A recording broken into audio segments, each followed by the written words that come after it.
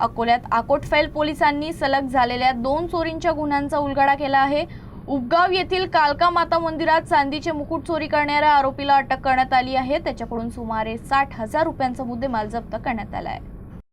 फिर्यादी आदित्य गणेश केने यांनी दिलेल्या तक्रारीनुसार 11 एप्रिलला दुपारी 4च्या सुमारास त्यांच्या शेतातील कालिका माता मंदिरातून कामरिका माता व गणपती यांच्या मूर्तीवरील अंदाजे 15,000 रुपयांचे चांदीचे मुकुट अज्ञात चोरट्यांनी चोरून नेले होते। या प्रकरणी आकोटफैल पोलीस ठाण्यात कलम 305 अंतर्गत गुन्हा दाखल करून तपास सुरू करण्यात आला।